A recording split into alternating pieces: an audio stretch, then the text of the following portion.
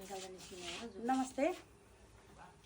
आज म यहाँ मिगलाजुङ 7 नम्बर हाम्रो 24 वर्षीय राज तामाङ भाइलाई केही समय छोटो समय अघि एउटा खतरनाक रोग ब्लड क्यान्सर भएर उहाँलाई केही आर्थिक सहयोग गर्न सकिन्छ कि भन्ने अपिलका लागि एउटा भिडियो बनाउँदै छु।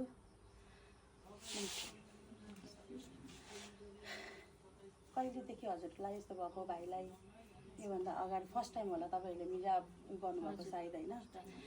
के छ कस्तो छ कतिको आर्थिक के भन्नु भइरहेछ डक्टरले यसको लागि के भनिदिनु कि भाइ? नमस्ते, मेरो नाम चाहिँ राज तामाङ। म 24 वर्ष पुगेँ। मलाई अहिले ब्लड क्यान्सर लागेको छ। यो करिब 4 महिना भयो मलाई ब्लड क्यान्सर भएको। यसको उपचारको लागि उपचार भइरहेको छ मेरो। अनि अहिले आर्थिक कमजोर भएकोले अहिले उपचार रोकिएको छ। पैसा नपुगेर अब फेरि यो उपचार भयो किमो चलाइरहेको छु, सब त्यो गरिरहेको छु। अब त्यो लास्टमा यसलाई बोन मेरो ट्रान्सप्लान्ट गर्नुपर्ने भएको छ। बोन मेरो ट्रान्सप्लान्ट गर्नुको लागि चाहिँ मलाई अब निकै रकम चाहियो। लगभग 40-45 लाख रुपियाँ नै लाग्ने भयो। त्यही भएर एक महिना हो बाबुलाई चाहिँ उसको बाबाले पहिलेदेखि नै नहेरेको। मैले चाहिँ सानैदेखि छोडेर गएर अहिले 24 वर्षको भयो बाबु चाहिँ।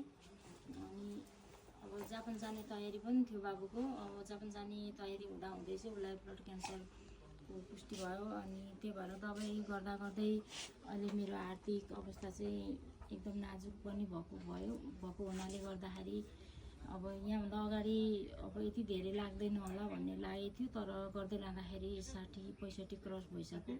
र त्यही भएर चाहिँ अहिले मैले गर्दै लाँदाखेरि बाबुको आर्थिक कमजोर भएकै कारणले अहिले उपचार नै रोकिएर घरमा बसिरहेको छु।